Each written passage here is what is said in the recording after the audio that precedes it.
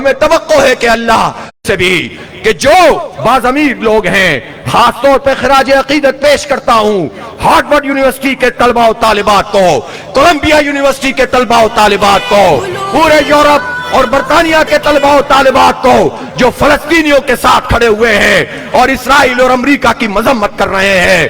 Trump ان کا بھی نفقہ بند کر رہا ہے۔ یہ کیسے لوگ ہیں کہ یہ کیسے لوگ ہیں؟ لوگ کہتے ہیں یہ کوئی نظریاتی بات نہیں ہے، یہ ایسی بات ہے کہ یہ اس سطح پہ چلے گئے ہیں کہ ٹرمپ نے اسرائیل کے خلاف احتجاج کرنے پر ہارورڈ یونیورسٹی کی اس نے امداد کو بند کر دیا ہے۔ یہ وہ سفاک ہیں، یہ وہ قاتل ہیں، یہ وہ دہشت گرد ہیں کہ جن سے ہمیں کوئی توقع نہیں ہے۔ ان سے بھی کچھ لینا ہے تو اپنی طاقت کو منوانا پڑے گا، اپنی بستیوں میں بھی تحریک کو آگے بڑھانا پڑے گا۔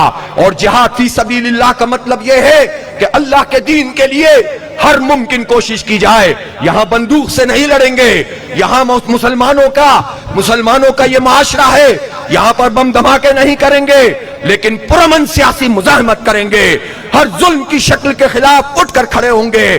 ظلم اگر کسان کے ساتھ ہوگا تب بھی کھڑے ہوں گے، مزدور کے ساتھ ہوگا تب بھی کھڑے ہوں گے، طالب علم کے ساتھ ہوگا تب بھی کھڑے ہوں گے۔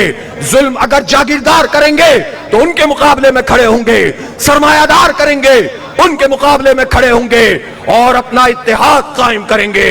جاگیرداروں کا اتحاد نہیں جو ان پارٹیوں کی صورت میں ہوتا رہا ہے، عوام کا اتحاد۔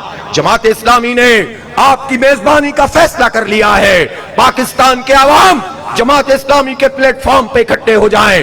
جماعت اسلامی کو اگر سیاسی فائدہ بھی ہوگا تو یہ پاکستان کا فائدہ ہے، یہ قوم کا فائدہ ہے، یہ امت کا فائدہ ہے، اور انشاءاللہ پاکستان آگے بڑھے گا، ظالموں سے جان چھڑوائیں گے اور انشاءاللہ پاکستان کو عظیم تر پاکستان بنائیں گے۔ وآخر دعوانا